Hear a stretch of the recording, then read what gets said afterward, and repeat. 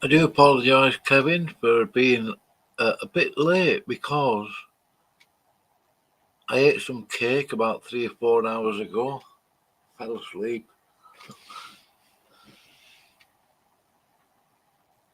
I want to play that piece of music again, actually.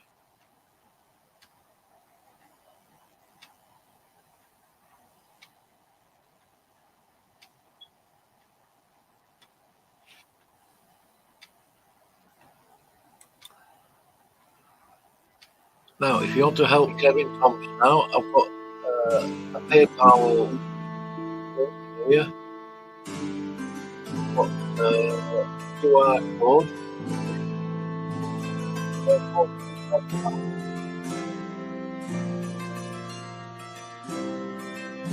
BeyondFundamentals.com. PayPal.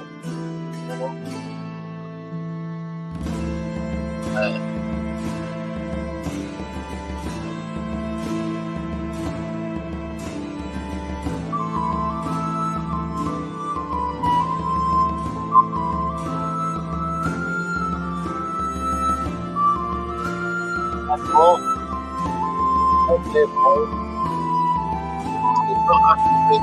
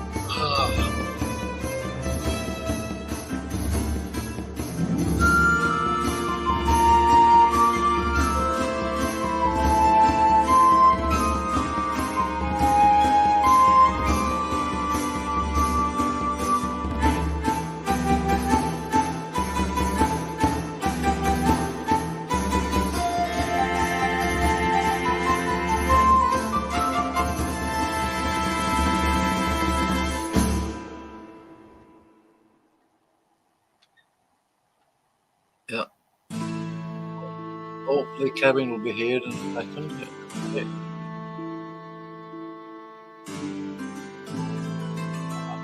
Set me alarm. Like, there is this music. listen to that medieval stuff. Maybe.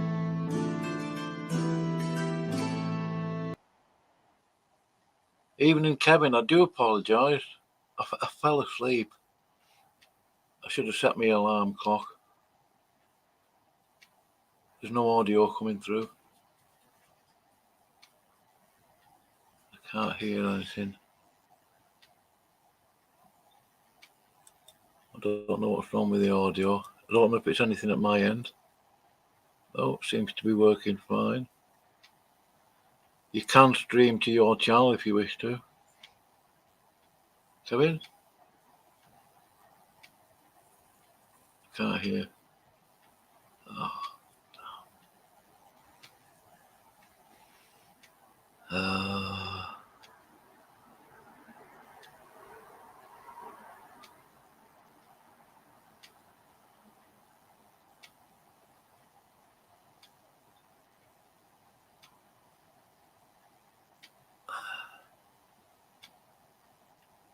Oh, still can't hear.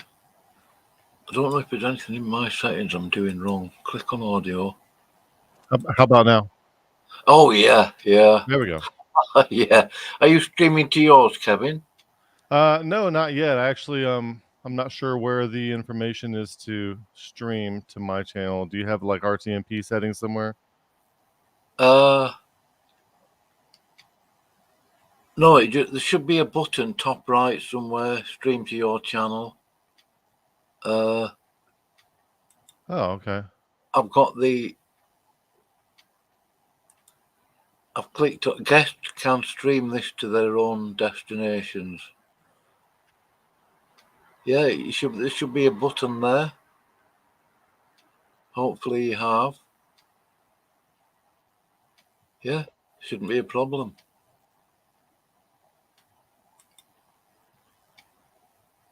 Oh, you've got a green screen, is it? Well, I'll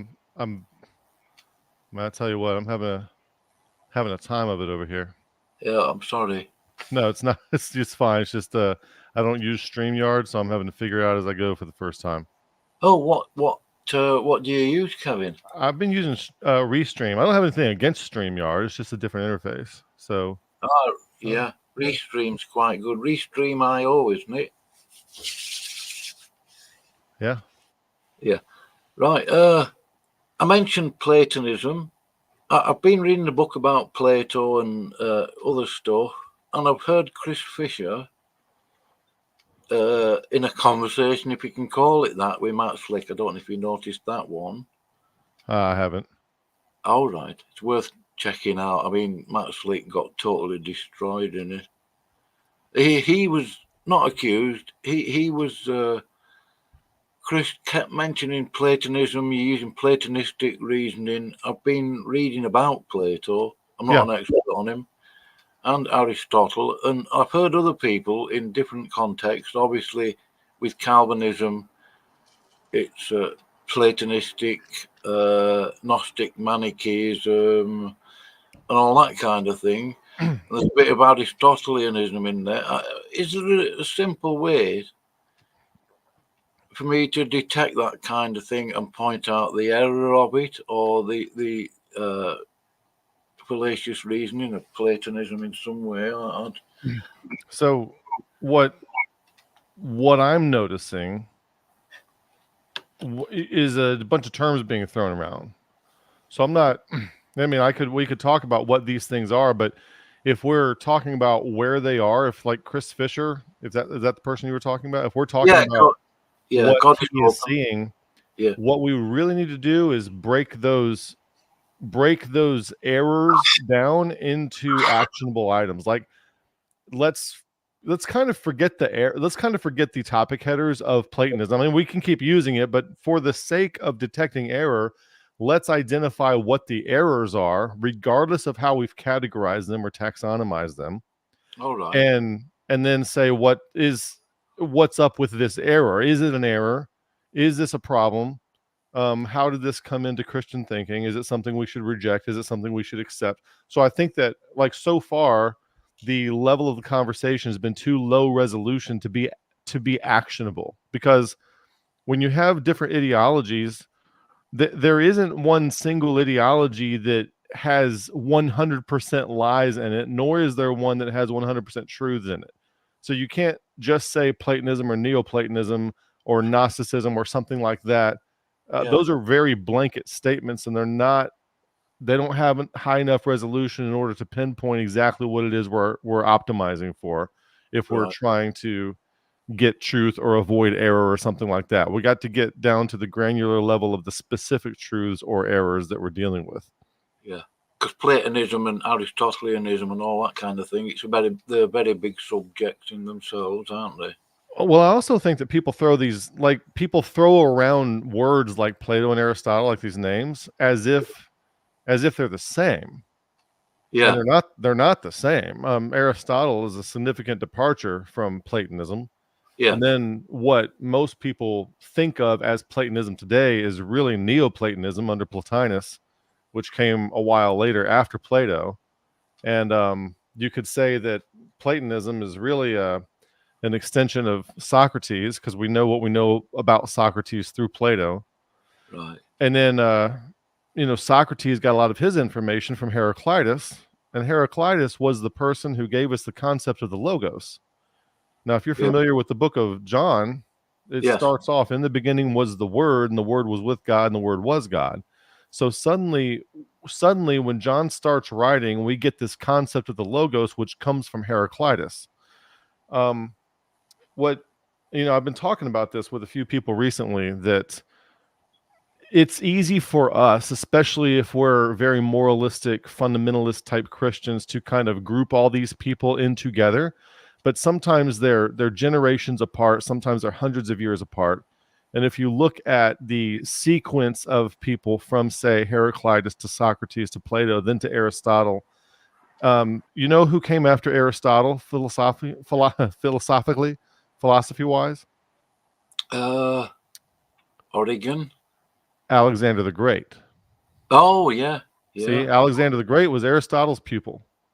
So something happened with Aristotle where there was a departure from what was being handed down, starting with, or maybe not starting with, but from Heraclitus on down. So Aristotle in many ways represents a departure, a very left hemispheric approach, compared to Heraclitus, Socrates, and Plato might be having a more right hemispheric approach. Aristotle goes left hemispheric, and you might call this a departure from what was handed down to him, or an apostasy, even if you want to say it in religious terms, even though I don't think we should moralize it. But then what you have from Alexander the Great is essentially the application of Aristotelian thinking. So what does that bring? It brings power, dominance, outside in, top down. In Scripture, in Colossians, when it's talking about the power of the glory of God, you would think that would be followed by control and dominance and authority and setting things in order, but it's followed by patience and long suffering and joy. Well, Alexander the Great is the top down, outside in power. He kind of like Agent Smith from The Matrix. Let's go around, let's Hellenize everything, let's make everything look like us in our image, and let's make the whole world look the same. Let's make them all speak the same language. He's like the Agent Smith. And so when Paul is distinguishing between the wisdom of God and the wisdom of men in 1 Corinthians chapter 1, another way to perhaps look at it is perhaps something like Aristotle and Alexander the Great is more like the wisdom of men, whereas the wisdom of God is this inside out kind of thing. It's this dialogue kind of thing. It's the ability to get along with other people without saying, I'm of Paul, I'm of Apollos. Perhaps the self-sacrificial pattern of Jesus Christ, of death, of order, disorder, reorder, where even though Socrates denies being guilty, he still drinks the hemlock. So you have quite a shift from Socrates, by time you get to Aristotle, by time you get to Alexander the Great. And so whereas 1 Corinthians 1 seems to be very much against this, what we would call modernistic, blue, orange, and green, red, blue, orange, and green consciousness levels in spiral dynamics. Is so Alexander the Great would be very red in that regard. That's probably the wisdom, if wisdom in quotes, the wisdom of man that Paul is speaking against in this Hellenized culture, whereas he might not have been so much against whatever came from Heraclitus and Socrates, for example. And I'm just putting this out there as a suggestion, as something for people to look into, because it's really easy we tend to think sanctimoniously and moralistically, and everybody who doesn't think like us is evil. So we just clump all these people into one big clump, and I'm not so sure I see it that way. And if I could add one more thing to this, I think it's interesting that Jesus shows up, and he's in Nazareth, which is in northern Israel, and he shows up in the Decapolis, and the Decapolis is 10 cities where they are very heavily influenced by Greco-Roman type thinking. And you'll see people like this language. If you go to the Old Testament, you don't see anybody going up to their leaders saying, "What must I do to inherit eternal life?" You don't have people going around saying, "What must I do to be saved?" Or that kind of thing that you see starting in the New Testament, where people are concerned. They're suddenly concerned with hell. Jesus mentions hell, I think 19 times, if I'm not mistaken. You don't see or Hades, okay, and then Peter even uses the word Tartarus, which is very interesting, because it's almost like whatever Jesus is doing when he shows up is he's meeting people where they are, and they seem to be very influenced by the Greco-Roman culture and the philosophy of the time, and he does not spend a lot of time negating that, but speaks to them in terms of that many times, and then also the fact that the parables kind of seem like Zen koans is also very interesting. He's quite a character. Anyway, I think there's a lot to consider, and to start throwing around terms like, how do we get rid of the Gnosticism? How do we get rid of the Platonism? Well, if you're against Platonism because maybe it's pagan, then maybe you're in favor of nominalism, because it's the opposite of Platonism, typically seen that way. But that was started by Chrysippus, who died around 206 BC, which is also pagan. So any way you look at it, you could be called a pagan. Doesn't matter. So associating somebody with a label, or mapping them back to a label that is ostensibly evil, does not necessarily mean that any particular idea is good or bad. So I think it's not super helpful to throw the labels around. It would be more helpful to speak of specific propositional truth claims, if you will, and then evaluate those on their own merits, and not commit the genetic fallacy of classifying them as evil because of where they came from. Right. Paul would have been very familiar with Plato and some of the other Greek philosophers and all that kind of thing. He debated with the Stoics and the Epicureans there in Acts chapter 17, verse 18, I believe it is. Me and my buddy were just looking at that earlier today. Yeah, is Paul specifically dealing with that kind of philosophy at Mars Hill, or because there's no particular details about it? All we know is that they're either Epicureans or Stoics, and I'm sure there have been a wide range in between. Well, that is a wide range. The Epicureans and the Stoics is a wide range. I mean, you're looking at hedonism versus Spock, kind of to give caricatures. Epicurus, he believed he's very hedonic, which is hedonic is what the senses that the body gives you. And so he's very much advocating being in touch with that. Now, the word hedonism gets this rap today. It has the marketing today of just doing whatever brings pleasure, but that's not really how it came across in the beginning. It was more or less an awareness of what the body is feeling. And whereas Stoicism it's kind of like fatalism, but it also had some elements of compatibilism, where they see things as happening in a certain way, and the way to have both happiness and meaning in life was to figure out what that flow of the way was, and to not get emotionally geared up against it because there's nothing you can do about it anyway. Best thing you can do is figure out what that way is and get in touch with it. I mean, I'm very over generalizing here. So, but I'm trying to think in my head what Paul says in Acts 17, where the Epicureans and the Stoics are mentioned, and nothing is jumping in my mind where he is specifically addressing any of their tenets. All right. So, well, I would say actually, because he addressed the unknown God, didn't he? Plato and Aristotle had a different view of God. I think in Platonism, God has parts, and in Aristotle, he's. You said in Platonism, God has parts. Something like that. I can't remember now. Because Chris mentioned it, Chris Fisher.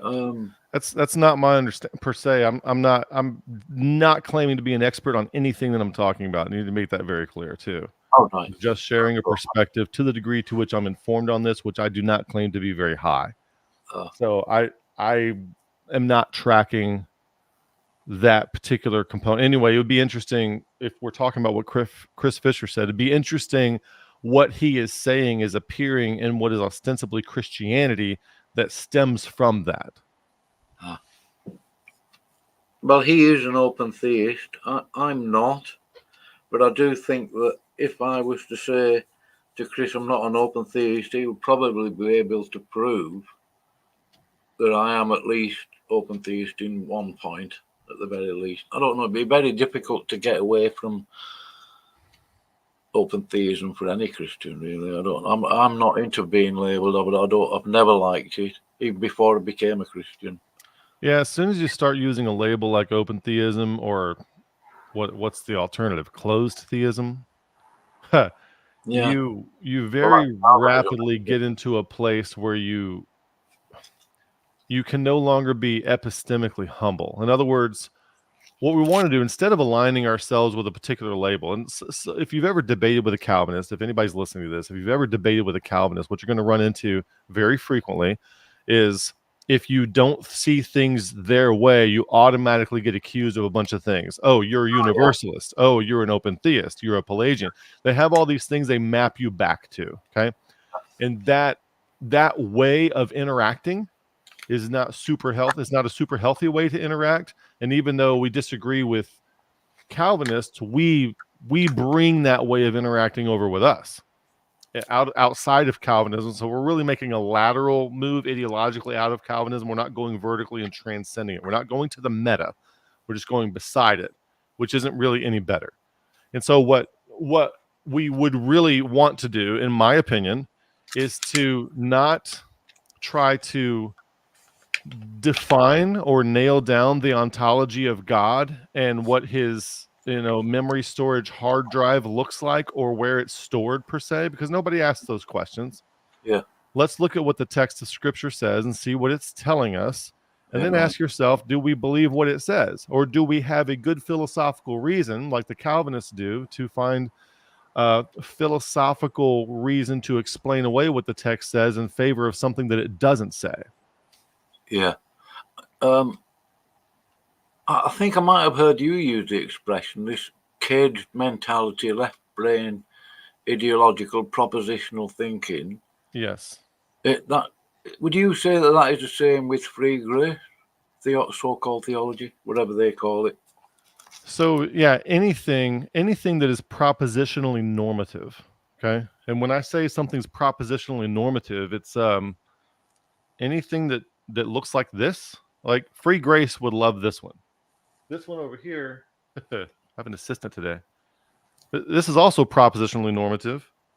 And this is propositionally normative. So if you talk to free grace people, they're going to be all about Adam Harwood's systematic theology. They think that's great.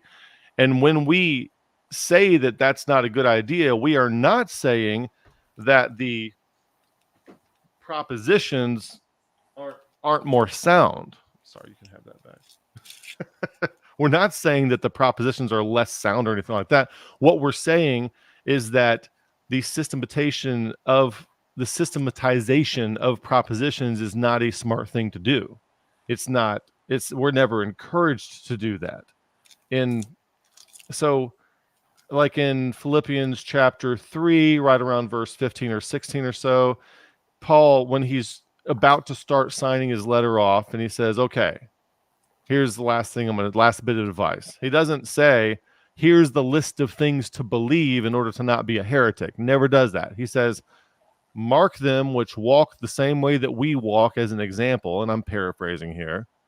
And mark them and do what they're doing and follow them. And follow, as you have us as an example, you have them as an example.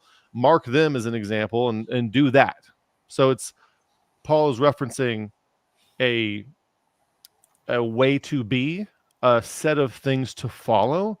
He is not listing a bunch of things to believe. Not that Christianity does not entail things to believe, but that's not where Paul's emphasis is. It's kind of like understanding the court dimensions for a basketball court. You need to know what they are, but knowing and believing what they are isn't the end. You also have to play basketball, which is a very different thing than just knowing the facts and the dimensions of the basketball court and the height of the rim and how far out, how many feet out is the foul line, all that kind of stuff. It doesn't make you a good player, but it does help. Yeah. So Calvinism versus free grace versus provisionism, it's almost like they're all disagreements over the dimensions of the court. And we're like, just pass me the ball, bro. Or let's go practice. Let's practice shooting. I had a conversation with somebody earlier today who talked to me about how they passed from what they would call, being in darkness to being awake. And my question wasn't, what are your beliefs? My question is, what did you do? What did you do to make that happen? And we need to get more in the habit of asking that kind of question instead of what are your beliefs? Because at the end of the day, what's the product anyway? I mean, if you're looking at an elite basketball player, for example, if you're talking to, Julius Erving or Michael Jordan or Larry Bird, you're not going to say, what are your beliefs? What are your beliefs about basketball? Because that's not going to help you win any games or any championships. You want to understand, what did they do?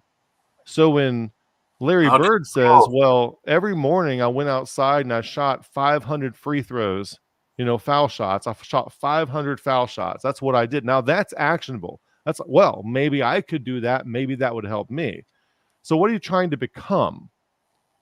And Christianity it's the way. I am the way, the truth, and the life. Jesus is referred to as the way multiple times in the Gospels and in the Acts. And that's the normativity needs to be participatory, perspectival, and procedural, not propositional. Not to the exclusion of the propositional, because we have to have that to communicate, but that's not the basis of normativity of the in-group. So I would say ideologies or a particular, like systematic theology and things like that, limit thinking, don't they? It does seem to do that with Calvinists. It does in some other areas. How do you encourage somebody to break out of that caged mentality? I don't hate free gracers, I don't hate Calvinists, but it's just wrong think, isn't it? Yeah, we don't hate them any more than we hate second graders. People say things like, well, you've had this Calvinism debate for hundreds of years. It's never going away. Why are you getting involved with it? And usually it's Calvinists saying that, who would rather not have to deal with the arguments that refute them. But, we've had the second grade for hundreds of years. Does having it around mean that we should not promote anybody to the third grade anymore? So saying Calvinism and its entry-level exit routes, such as free grace, traditionalism, and provisionism, that sort of thing. It's a lateral exit route, which maybe from there you can make a vertical move, but those are lateral moves away from Calvinism. They're not vertical moves because you're still ideologically possessed. You're still propositionally normative. So what we want, so that question is like, how do we get people out of that cage stage? if I had the answer to that, my videos would be a lot shorter, and I would have stopped doing YouTube by now. Yeah. So I don't know.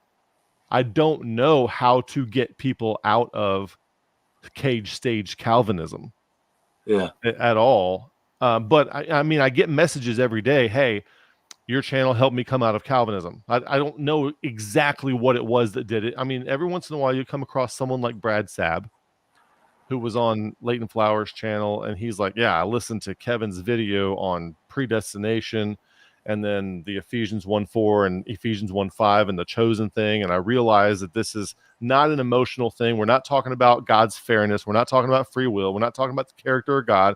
We're talking about properly exegeting the text. And so for him, that's what did it. But for somebody else, it's something else that does it. And I really think it has more to do with the individual's proximal zone of development and what they need to reach the next rung on their ladder of transformation, more so than a systematic paintbrush, broad brush kind of one size fits all approach. I don't think there is a one size fits all approach. Right. It's just occurred to me actually that I'm not having a go at free gracers. I can't think of like being what a was that sentence again? What about free gracers? Well, what about?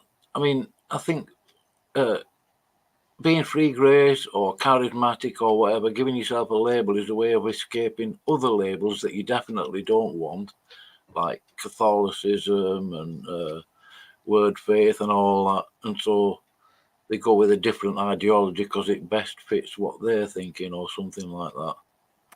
Yeah, we did some. Yeah, we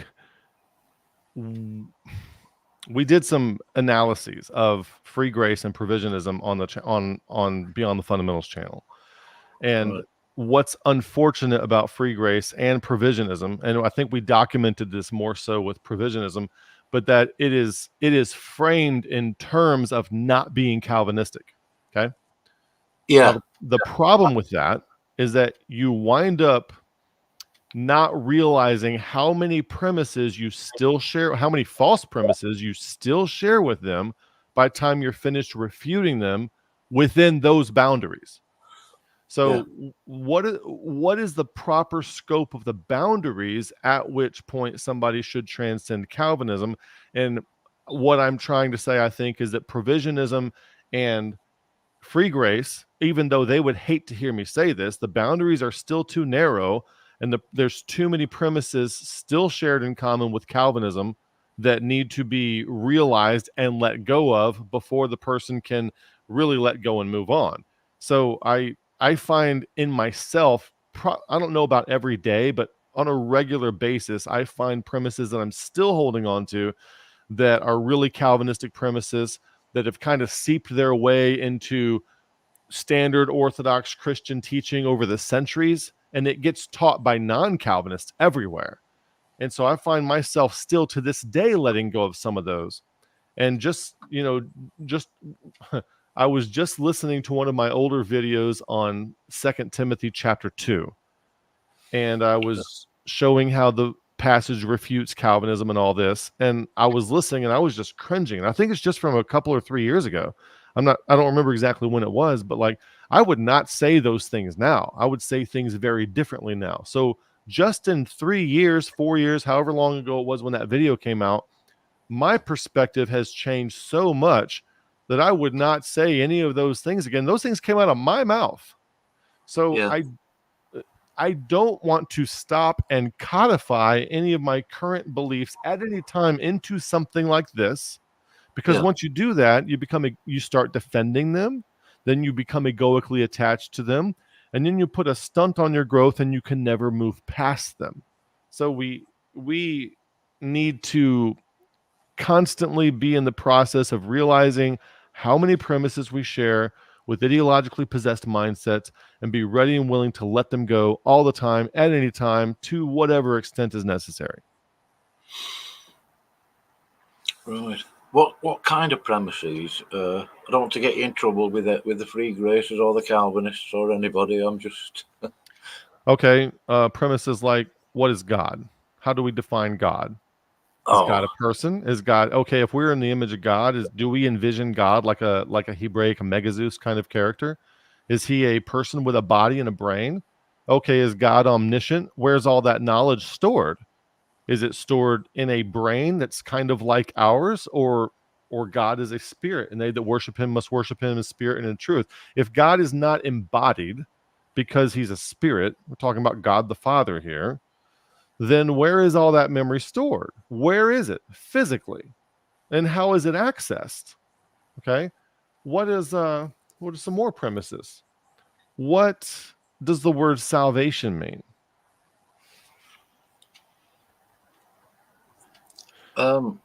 Good question. So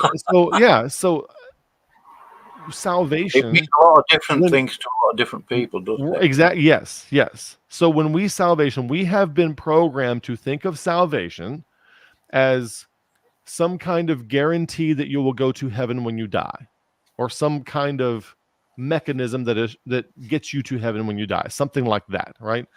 And we have all these doctrines for that salvation. To when does it occur? Do you have it in having mode? And then can you lose it? All that sort of stuff. So if somebody is arguing whether or not you can lose your salvation or whether you can't lose your salvation, they're on two sides of the wrong coin, because what if that isn't what if that isn't what Paul has in mind when he's talking about salvation?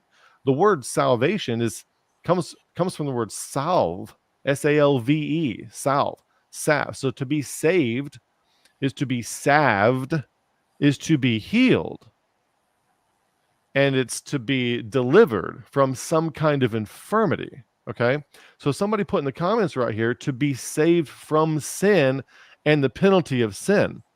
Right? I don't know if you see Kevin's biblical discussions down there, and that Kevin is not me, by the way, and nothing against him. It's just to distinguish. That's not me.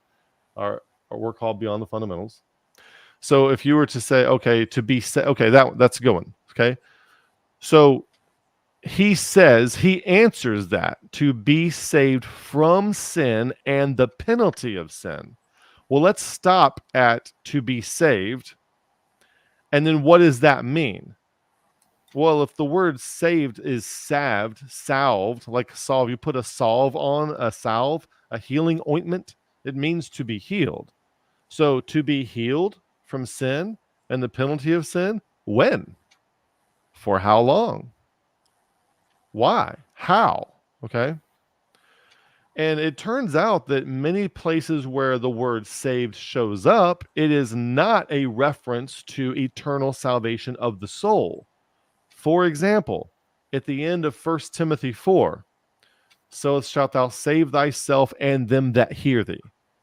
Well, people see that word saved, and what we need to ask, instead of like our buddy Kevin here said, to be saved from sin, we need to ask the hermeneutical question: saved from what? Healed from what? Delivered from what? Or like Jamie says, what is a soul? And to what degree? Healed from what? Okay. And so in 1 Timothy 4, I think it's verse 16 off the top of my head, they are being saved from the deception that's mentioned earlier in the chapter. They're not being saved from hell or from sin, or like sin in general, even though deception is a particular sin. And it's not the salvation of the soul that sends them to heaven. It's a particular healing or deliverance from a specific deception that's mentioned in that chapter. So every time I see the word saved, I want to ask the question, from what? Well, in that context, it's not the salvation of the soul. Well, the translators, and I'm trying not to use the word stupid here. So the translators of the NASB, when they saw that, they're like, that's not good doctrine. So in Departure, from every single extant manuscript, they changed the grammar there. Instead of so shalt thou save thyself and them that hear thee, they change it to something else. Let me see what it says. Share screen if you need to, Kevin. No problem. Let me go to 1 Timothy. I think it's 16, and let me make this bigger. Okay. Okay, and now let me see if I can figure out how to share my screen. Present, share my screen. Sharing screen is easiest with 2 monitors. Let me see what else I got up here.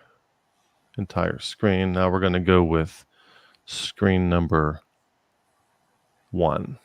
Okay. Let me get rid of this. So what if I compare these, and I'm sorry if that's too small, I might be able to make this a little bigger. If I'm in 1 Timothy 4:16, over here, let me make that a little bit smaller so I can see it better. Okay. On the King James, you have, take heed unto thyself and unto the doctrine, continue in them, for in doing this thou shalt both save thyself and them that hear thee. Well, that's very bad doctrine. We don't want that. So the NASB, if you go over here to this one where my mouse is, for doing this, you will ensure salvation for both yourself and for those that hear you. There is no Greek manuscript anywhere that has the word ensure in it. They just added that because they think they're changing the doctrine. Well, if you look at the context, we're not talking about saving your soul from hell. We're talking about delivering people from a particular kind of deception that's mentioned in the chapter, right? So if we have that problem in that verse, and then Acts 2:40 is the same way. It says, take heed. It says, save yourselves from this untoward generation. Well, that's bad doctrine. You can't save yourself. But what Peter has in mind isn't the salvation of the soul.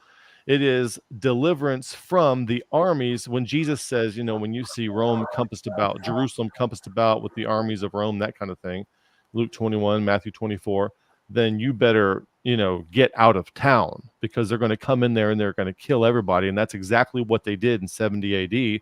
They were crucifying all the Jews in Jerusalem at the rate of 500 people per day. And so Peter remembered Jesus saying this. And so when Peter says, save yourselves from this untoward generation, he's not saying save your soul from hell and send it to heaven.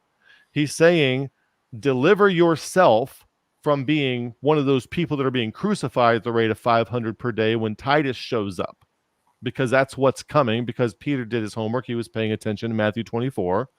And he's kind of delivering a similar kind of message. That's what's coming to Jerusalem, and he knows it is.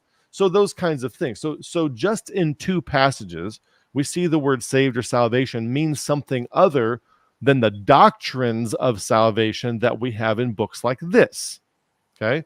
So if I take the doctrine of salvation in a book like this and I impose it onto every appearance of the word salvation or saved, then I am eisegeting the text. I'm reading an idea into the text which isn't there and is actually in opposition to what the text says.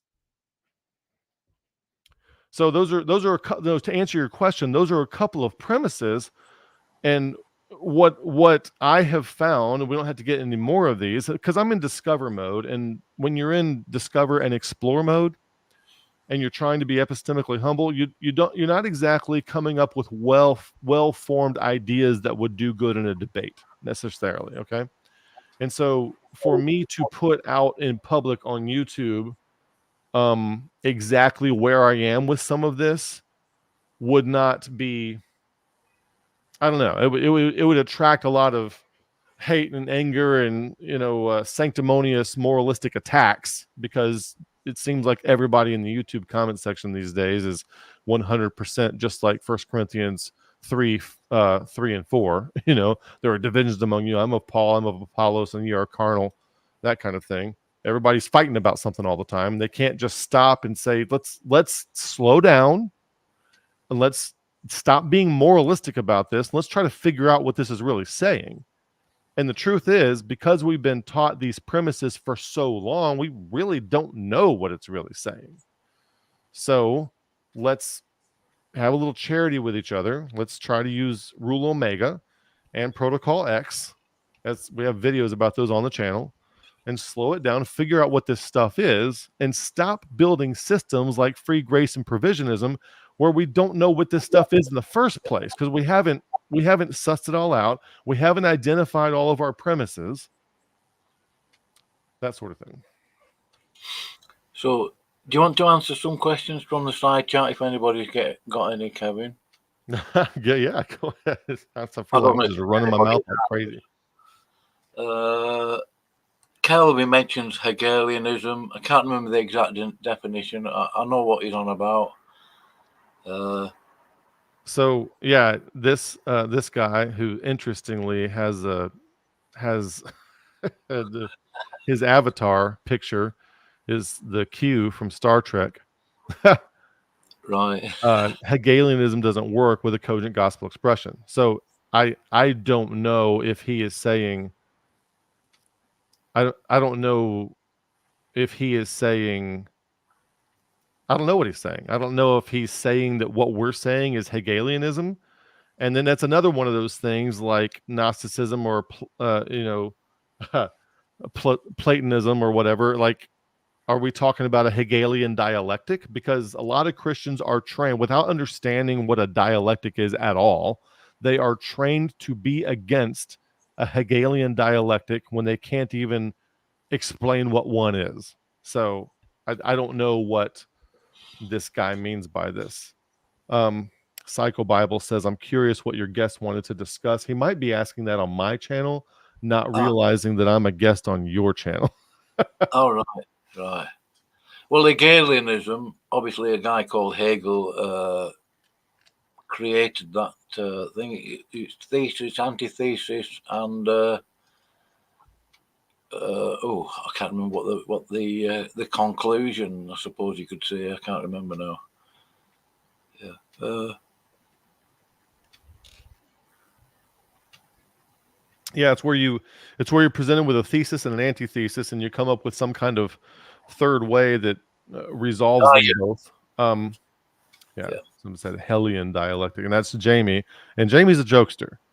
So just about everything Jamie posts, he's got a joke wrapped up in there. So I think he's making a little sarcastic joke that Hegelian dialectic is a Hellian dialectic, which is kind of fun. Yeah.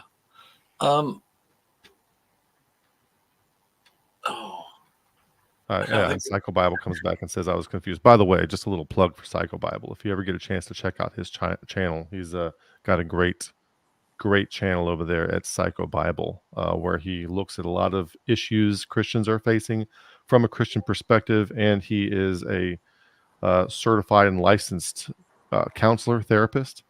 Very good information over there. So anybody listening, check that out when you get a chance. Right. Yeah, and then right under that, he says, correct, I was confused. So I think since I'm also broadcasting this on my channel, he probably thought that you were my guest on my channel, even, but we're just broadcasting your channel back to mine. Yeah. I'm not keen on this. I mean, I heard a Calvinist say, I think it was last week, it could have been the week before. He said he's a Calvinist, but he doesn't follow Calvin. yeah, like this guy here. Okay, so Kevin's biblical discussion. Do you want to put that comment back up there? Jamie is a Seventh-day Adventist that follows a false prophet. So what's going on there is, okay, sure, but instead of if we're going to discount everything Jamie says because we can categorize him as a Seventh-day Adventist who's following a false prophet, what we're doing is we're committing a genetic logical fallacy, as we're saying that whatever Jamie says is false because of who it comes from. Since Jamie is doing something that I perceive to be an error, therefore I don't believe anything he says. Okay. And so so when it comes to Jamie, or even when it comes to Calvin, because he says Calvin was a murderous psychopath. I mean, I agree with that, but it doesn't mean that Calvin said all false things. I mean, Calvin wasn't exactly a huge fan of limited atonement, for example. So just because somebody is associated with something that we don't agree with doesn't mean they don't say true things sometimes. So we need to have a little bit of charity and evaluate what people say for each sentence at a time, separate the signal from the noise on each one of those, and not just dismiss people because of some evil thing we can associate them back to. Yeah. The problem is, I think, if I admit to a Calvinist publicly on YouTube, whatever, that is correct on something, I'm going to get strawmanned by people who absolutely hate and despise Calvinism. I mean, Right. That's the Calvin, problem of a rivalrous dynamic in a game theoretic situation, which is not a good place to be. It's not a good place to be in explore mode. It doesn't work. I don't like to be labelled as a Protestant, even though if I was to give a definition, my understanding of what a Protestant is, Right. it wouldn't quite be what most people think a Protestant is. You know, somebody who just rejects Catholicism, as I do. I absolutely reject Catholicism, but I do agree with some Protestantism. I mean, I've heard Jamie Russell talk about Calvinism, and he's pretty sharp on that subject. Right. And then, but if you say that, somebody's going to say, "Oh, you're a Seventh-day Adventist sympathizer," and people got to get out of that kind of thing. So we're doing a study on Colossians over at Beyond the Fundamentals on Sundays, and what we found when we're comparing Paul's different letters is that there's like a path of growing to where you are ready for wisdom cultivation, and the Colossians have made it through the end of the path to love as a capacity, whereas the Corinthians have not even started that path. And so if the Colossians who are ready for wisdom cultivation were to go back and try to socialize their findings back to the Corinthians, they would just encounter a bunch of negation and disruption and antagonism and rivalry. That's all they would get. So that's the kind of thing we're getting here. Like, so Kevin's biblical discussion says, I never said that he didn't say true things. So what I would advise you to do, Kevin's biblical discussions, is to comment on the things people say rather than what they can be associated with.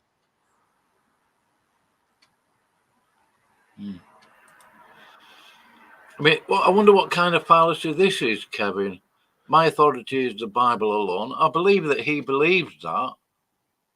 That's why I'm SDA. If I know Jamie well enough, I think that he's saying, okay, I think he's making a joke here. I think that my authority is the Bible alone. That's why I'm a Baptist. That's why I'm a Catholic. That's why I'm a Presbyterian. I think that he's making a joke by saying this, knowing that anybody from any denomination would say this of their own denomination. And so Jamie has a let's break the fourth wall type of, like, a Deadpool kind of humor.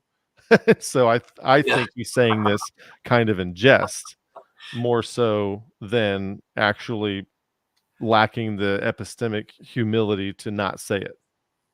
Yeah. I've heard Jamie, as I said earlier, comment on Calvinism, and he's refuted it. He rejects it, and I thought he was pretty brilliant, actually. His insights on it, even though he's SDA. So that doesn't mean he's necessarily ignorant just because he follows Seventh-day Adventism. Yeah, we need to learn to have charity with people, and if they have something to say and they've thought through something, let's listen to what the content of what they have to say is, and not just accept or reject it because of where they're coming from. Yeah. That's categorical thinking, which is the opposite of charitable thinking, and we understand from 1 Corinthians 13 that charity, agape, love, is above faith and hope. So we don't need to be categorically thinking. We need to be charitably thinking. Yeah, we don't need... you did a video the other day. I think it might have been a short clip from one of your bigger videos about that very point. And I thought, yeah, why do you need a statement of faith? He's right, obviously. I thought that always anyway, generally. Why not a statement of agape? Yeah, why don't we, like, if love now abideth these three, faith, hope, and love, and the greatest of these is love, why do all our churches have a statement of faith but not a statement of love? That's a great question. Yeah, I asked the same thing. Let's have a statement of charity, a statement of love, Yeah. and see where that goes. Yeah. Now that would be difficult. I've got to say this, and again, I'm not trying to get you in trouble, Kevin. I'm not complaining, whinging. I'm not weeping into my pillow in my flat. I've heard a lot. I've come out with some myself. I've heard a lot of nastiness from these free gracers and certain other groups. Frankly, I'm sick to death of it. I do Hold on wonder just a where. second. Would you mind shutting that door right there? Because I can't hear what is being said.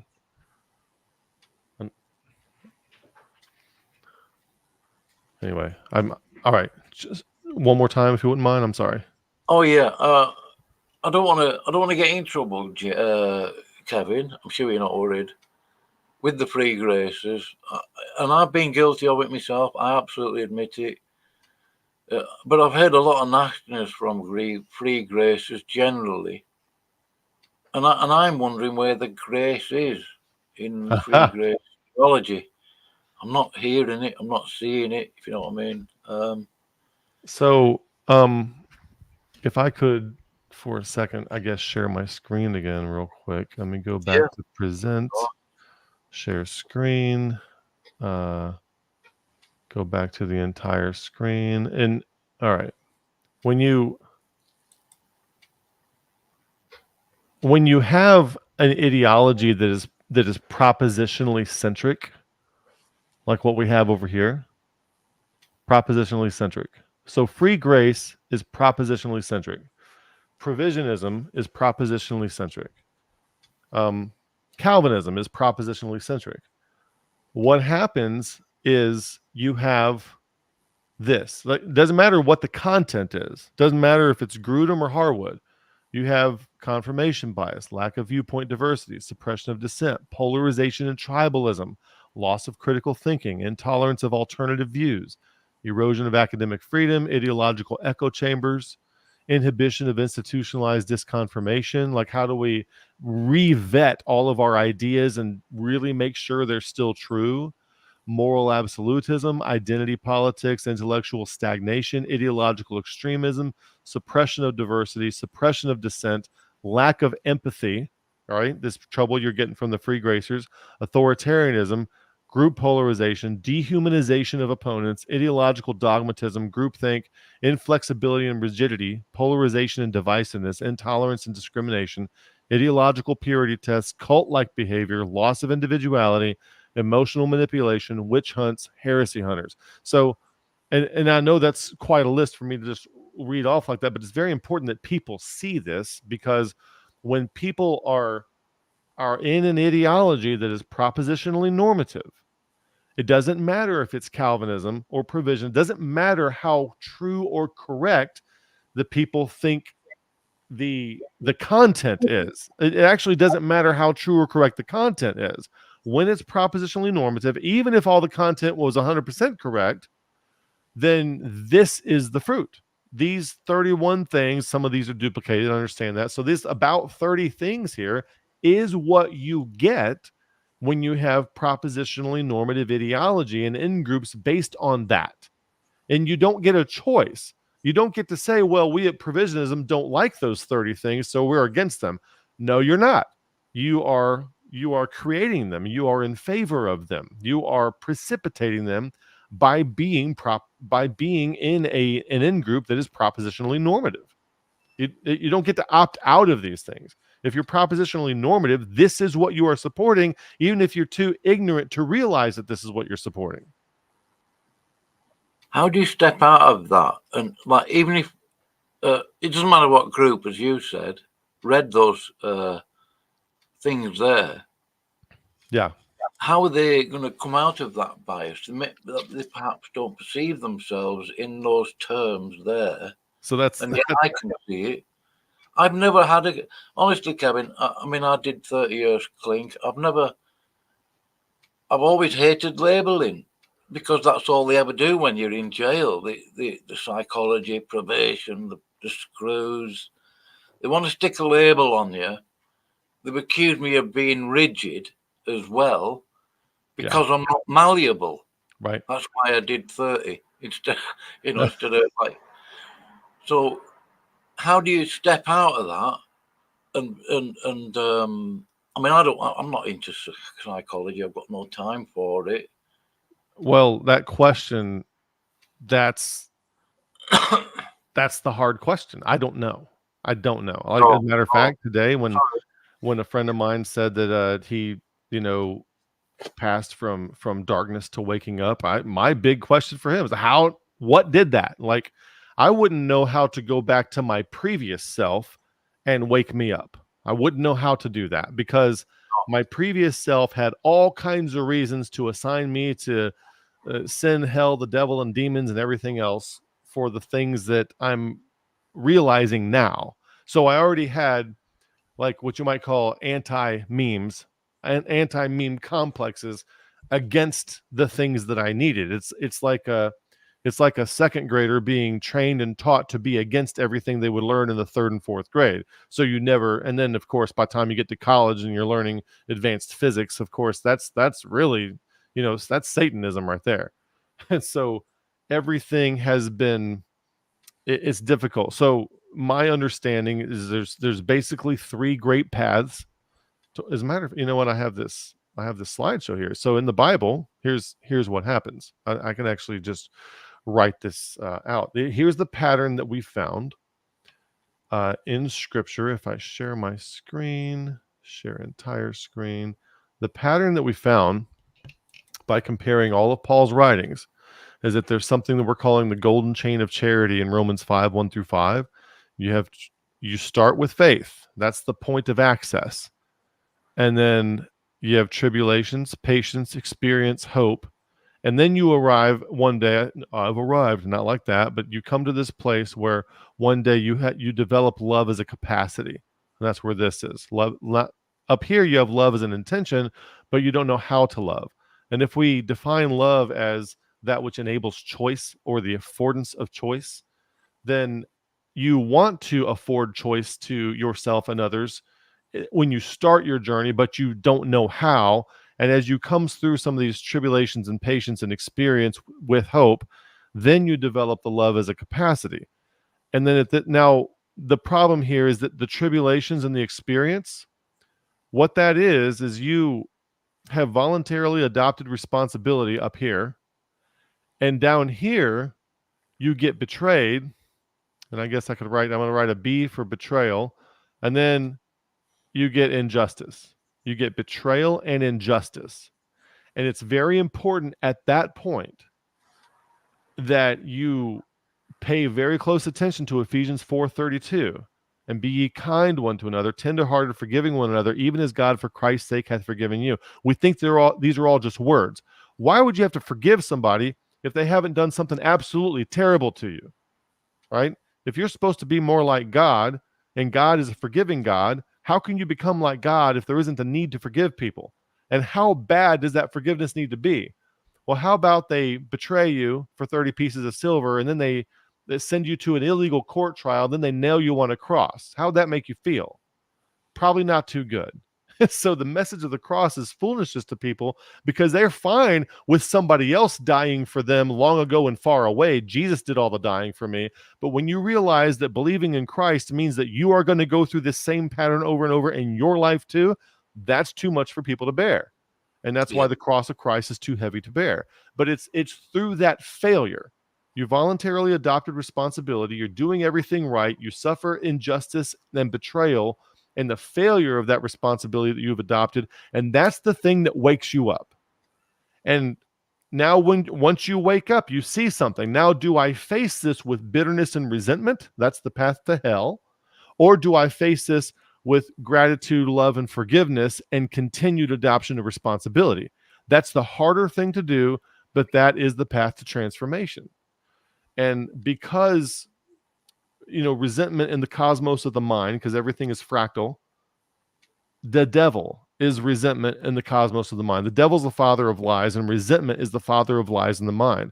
That is what will get you to justify any narrative that bolsters your reasons, justifies your reasons for resentment, because you just want to hate that person. And the more you do that, the more you get out of touch with reality, and the more you become basically a self-induced psychosis where you're no longer in touch with reality at all, but you have this fake reality built up where you've retold the entire story of reality around you because of all the people that have been unjust to you and all the things they have coming to them. And so that's not a good place to be. So when you have a moment of catastrophe and horribleness, you can either become a bitter old man and your life has become a proverbial hell, or you can face it with Jesus says, love your enemies, do good to them which hate you and despitefully use you and persecute you, and pray for them. If you actually do that, be kind to one another, tenderhearted, forgiving one another. If you actually do that, I think that's an actual prescription for waking up. And then at that point, pursue the love, pursue the responsibility, get rid of the bitterness and resentment, and then you can move on to growing up, cleaning up, and showing up. And so there some people say there's 3 great paths to waking up or to a higher level of consciousness, which does not equate necessarily to a higher level of capacity. And they would be great learning, great love, or great suffering. Well, because we grew up in America and you're in Western society too, even though you're in the UK, we don't really have access to great learning. We really don't have access to great love. The only thing we have access to is great suffering. So when that happens, you better get the love and the learning that should come with it. Otherwise, it's downhill from there. No more transformation for you. And that's where Hebrews chapter 6, verse 4 through 6 comes in. If you get that chance, if you get that waking up, and then you turn it down, you decide to resent to bitterness anyway, no more transformation for you. You're done. You crucified the Son of God afresh in your mind. You have to realize that you're the one that falsely accused Jesus. You're the one that betrayed him. You're the one that nailed him on the cross. And as soon as you start thinking you're justified and you're just to be in your resentment against people, you're going back to being the crucifier of Jesus. And it doesn't work that way. So, the pattern, and I've like this, what you're seeing on the screen here, I just learned this in the past 2 weeks. So this is, I'm not getting this out of a systematic theology somewhere. This is coming straight from our study on Colossians and comparing it with everything else Paul wrote. And they're all at these different phases. And you could actually map out perhaps like the Corinthians would be up here and the Romans would be somewhere maybe over here, and the Ephesians are still pre-love. Something I found out today while studying this, and the Colossians are post-love. They have the love and they're ready for wisdom cultivation. But the Ephesians and the Romans and the Corinthians aren't, even though the Romans and the Ephesians are further along than the Corinthians. So a Calvinist, you think of the Corinthians, I'm of Paul, I'm of Apollos, the provisionists, the free grace people, they're back here. They're back here with the Corinthians. There are divisions and strife and envyings among you. I'm of Paul, I'm of Apollos. You're at carnal. I fed you with milk and not with meat. You could not, hitherto you were not able to bear it, and you're not able to bear it now. That's where all those ideological people are. And so what do we have to do with these people? We have to find some way to get them to move forward in this plan of getting people to love as a capacity so that they can wake up, so that they're ready for wisdom cultivation. And anybody who's ideologically possessed, such as Calvinists, provisionists, or free grace people, they're back here with the Corinthians. And I'm not saying that I know how to pull them out, but I am saying that I know that they need to be pulled out. And it's, I was there once, and I'm not trying, it sounds really arrogant. I know how arrogant that sounds, but I'm just thinking of where I was to where I am now. And it's very, very different. And I wouldn't even know how to go back and talk to my previous self. But I do think that we have kind of a path laid out in Scripture for what this looks like. Well, you've got experiential knowledge, haven't you, Kevin? We all have of certain things. Love is the key there. I mean, I don't want to be shaped by other people's attitude towards me. I do try and be loving. I'm not very good at it. It's quite hard. It's very hard, a very hard lesson to learn. There's a couple of comments in the side chat here. Yeah, so Roman Omen says, and he's one of the guys that's in our FSI group on Wednesday nights, and and a very, very insightful individual here. All the issues with ideology also do apply to everything outside Christianity. Christianity isn't a vacuum to the rest of the world, separated in categories. So what you'll see this, yeah. So I'm really glad he pointed that out, because that's absolutely right. You'll see this in politics. Anywhere where you can have an ideology. You'll see it. Like, I work in the IT industry. Okay, I do cybersecurity remediation compliance for a healthcare company, and so what you'll see is various different opinions on what should be done, and people get egoically attached to them. You see the same kinds of things there too that you see in politics, that you see in religion. So it's what the human mind tends to do, which is why psychology is important. Doesn't really matter that the content is or isn't religion, even though there's a whole bunch of excuse to bring moralism and sanctimony to double down on our stupidity and ignorance when it is in religion. Yeah, I've noticed it. I mean, I've done courses in electronics and stuff, and you come across people who will just talk down to you and all that stuff, whatever. Yeah, I know you better get than that. you. Yeah, that's it. Yeah, make them wash gay feet. I don't think that's going to help with humility. I don't know. You know what that's from? You know what that's from, Bob? What? There was a there was a video in there was a commercial back in the Super Bowl, I think, and they were showing those "He Gets Us" videos, I think, about Jesus. He gets us, and they had all kinds of people relating to other people who weren't like them, and I think they had at the end somebody who was a priest or a clergy member who was washing the feet of somebody who appeared to be homosexual. So how would you know? You're stereotyping if they appeared to be. Just don't think that. Don't go there. Let's just. So anyway, this phrase has been floating around this little corner of the internet for a while here, because of all that. And so it's a little joke call out to that Super Bowl commercial. I think when people say, I believe the Bible and the Bible only, obviously this only seems to really matter in the sense that they're saying that they want to be as oriented to the Bible as possible. I think when they say that, I think they're making a moralistic claim, and that when they say that, they are completely ignorant of a large majority of the 788,257 words that are in the Bible. Yeah. I've learned, I mean, this is just my experience, Kevin. It's not an excuse. I can't think of a better name for my YouTube channel. But I just sort of sat there and I thought, well, if they're going to attack me, they can either attack me or they can attack the King James Bible and its contents. And I don't know. If somebody's got a better username for my channel, I really would want to.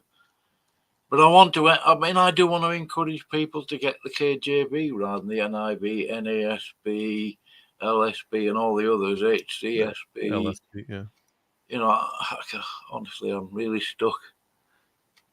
So let me ask you this, okay? I've been King James only all my life. So all right, okay.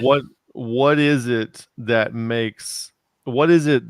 what's the fruit of reading the King James Bible as opposed to the other versions? What does it do for the individual? How does it make them more like Christ? Like if I'm walking around in the grocery store, what am I going to notice about a person that's going in their behavior that tells me they're King James only versus the other guy who's reading the NIV? Nothing. Nothing's going to indicate that.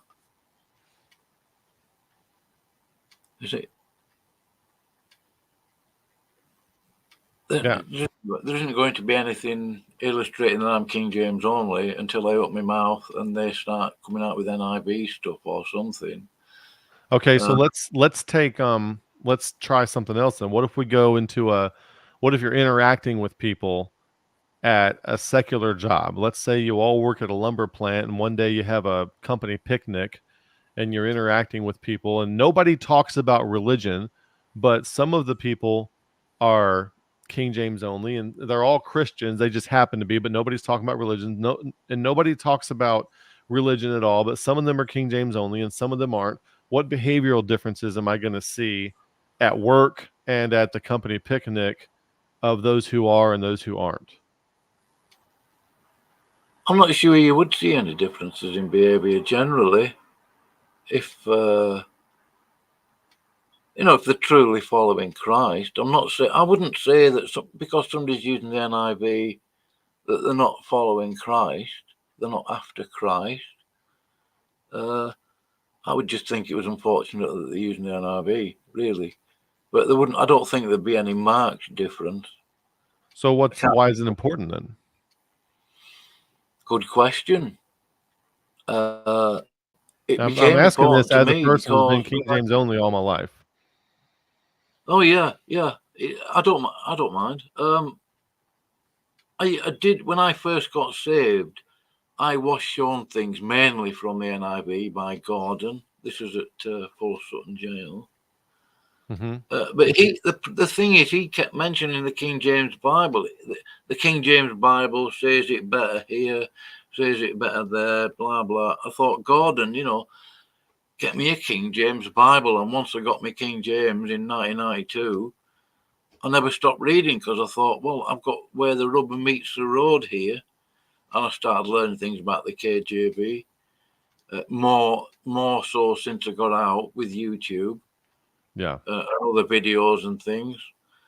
And I've had people attacking me verbally, not physically, because I use the KJV. Oh, it's this, it's that, and the Catholics hate it. I've read the dedicatory epistle at the beginning, the letter to the king, their attitude to KJV. So I've sort of dug in with it. Yeah. And nobody's ever going to change me from KJV. Yeah. I got more from it than I would from the NIV. The NIV now, it just reads completely wrong to me. It just doesn't. So there's a phrase that I can't remember where this comes from, but I've heard it from some cognitive science where they say, "Don't tell me what you believe. Show me how you have transformed." Yeah, you've said that a few times on your channel, haven't you? Yeah, that's right.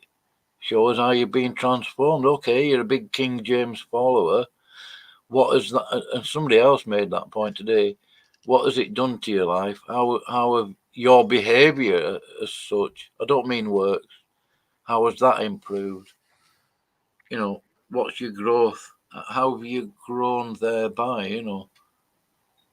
Yeah. So what I had to come to terms with ultimately, I came up independent Baptist, and the kind of independent Baptist I was everybody's King James only. Now I found King James onlyism for myself when we were in a Southern Baptist church, and I encountered some people who challenged me on manuscript evidence.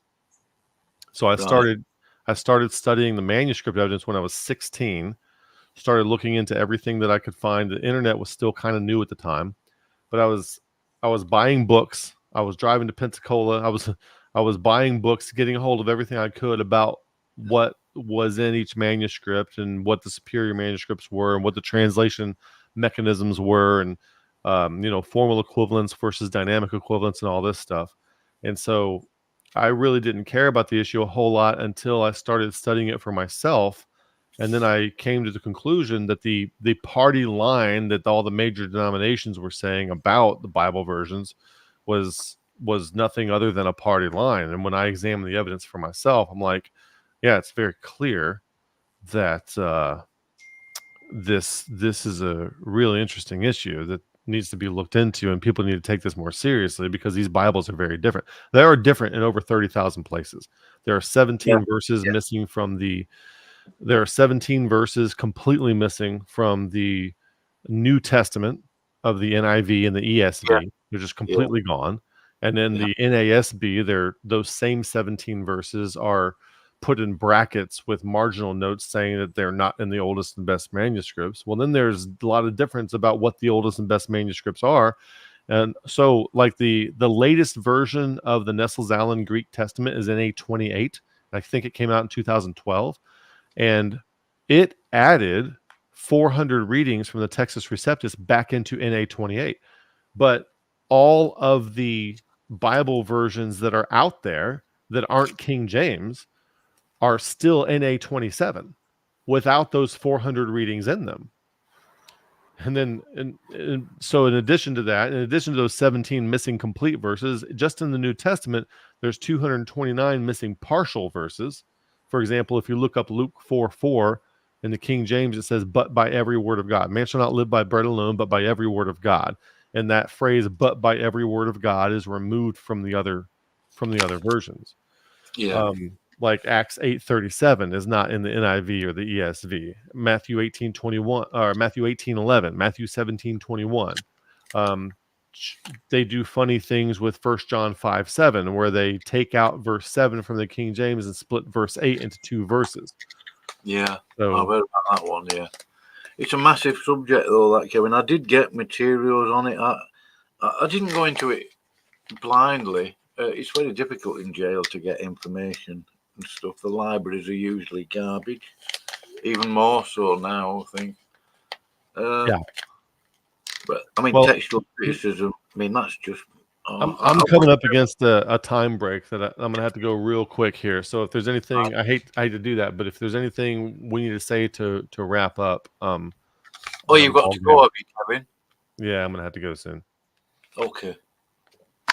Is there anything that you would want to bring up, or anything in the side chat you want to address? Let's see here. A lot of stuff from Jamie. Todd Clark says, "Is there any issue with the NKJV?" So the NKJV was Thomas Nelson's attempt to get the revised version of 1881 readings into King James reading people's minds. Is the non-charitable way King James only people put it. There are some significant differences, but especially if you compare like Job, Psalms, and Proverbs, they're very different. And I think, well, I don't want to make any stipulation, but it seems like they resort back to Kittle's Hebrew instead of going with the Masoretic text that the King James uses. So, I mean, there are some significant differences, but they are more subtle in that one. Let's see what else we have in here. Could you recommend a book on the subject, Kevin? I don't mind being challenged on it and looking into it deeper. There are some books written by Douglas Stouffer. And I think he's got a couple. He's got one called One Book, One Authority. If you want to dig into that, I think that's kind of interesting. There are several. Staufer, STAU. I think that's right. Yeah, right. Doug Stouffer. Yeah. So he's got some stuff on it. Now I have stopped being. Oh, I don't even know if I want to go there. Anyway, so if you want to read up on it, I would probably start with his stuff. There's so many books on it, but I would probably start with Doug Stouffer's stuff. One Book, One Authority. Maybe, but anyway, now I don't want anybody to think that I endorse everything he says. But I'm also at the point now where if I don't know if I could say it. Some things are just hard to say, especially when you're in a time crunch. But there comes a point in time where when you've seen the view for yourself, you no longer need to ask other people to describe it for you, if that makes sense. So, yeah. Right. Well, I'm sorry to see you go, Kevin. I do appreciate you coming over. Yeah, I appreciate you asking me. And sorry, like right now I'm in Baton Rouge. So we have a hurricane over us right now, literally right now. And I don't know if I'm surprised that we still have power, knock on wood, but I am happy that we still have power. And I hope that continues. Have you got a bunker? Have you got a bunker to get into? Yeah. Well, we're gonna get into the office the closet in my wife's office. No windows there. But yeah, well, I think we're gonna be okay. Yeah, I certainly hope so. We don't want to lose you. We don't want to lose you, Kevin. Definitely not. Right. All right. So, God bless you. Thank you for coming over. Absolutely. Thank you so much, Bob, and we'll talk to you soon. Okay. Right. Bye. Bye. Right, that was Kevin Thompson, obviously. A big storm over in Baton Rouge. I don't know what. Yeah, I've never been in a storm like you get over there. Wouldn't want to be. Right. Thanks for coming over, Jamie.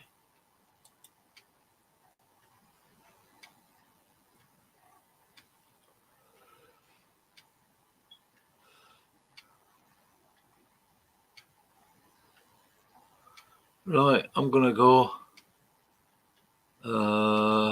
Yeah.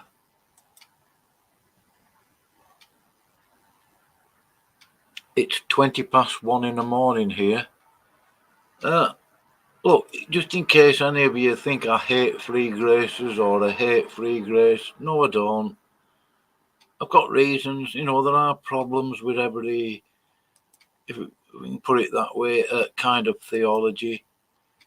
Obviously, the free graces reject Catholicism and Seventh-day Adventism and all that. But my faith isn't about what I reject, what I discount, and you know. Anyway, I suppose I could say more stuff. I'm not trying to be inflammatory or anything. No, I'll get rid of that. This other.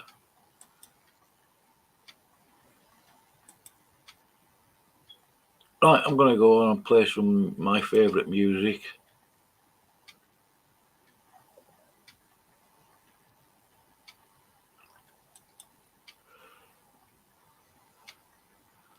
Yeah, that's true, Jamie. Absolutely. Oh, it's Good Shot. Sorry, I thought that was Jamie then. Yeah. You don't have to earn God's grace at all. It is free. I don't doubt it. Right. Have a good night, everybody. I don't know if I'm still streaming to Kevin. I think he might have.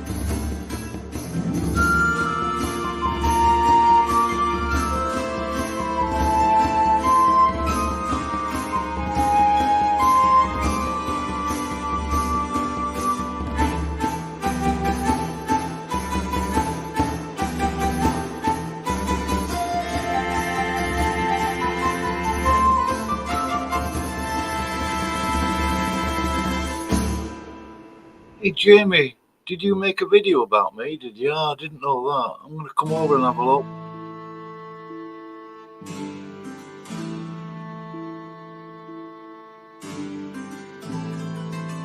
I wonder what you've been up to, Jamie.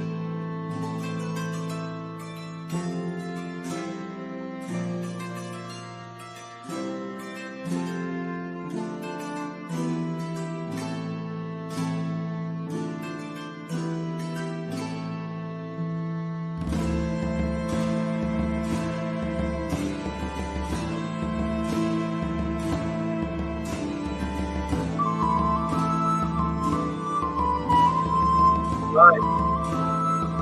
Have a good evening. Well,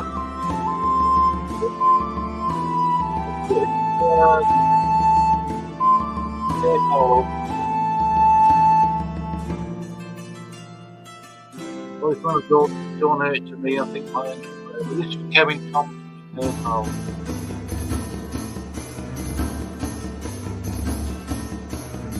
That's Kevin Thompson. Even if it's only $1, you know, whatever.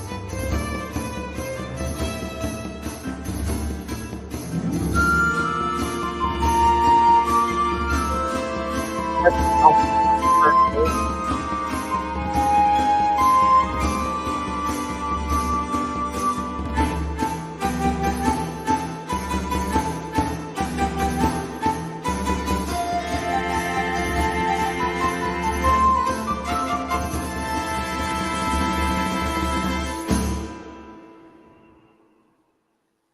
I'll be coming over to your channel, Jamie, and I'm going to look at that video.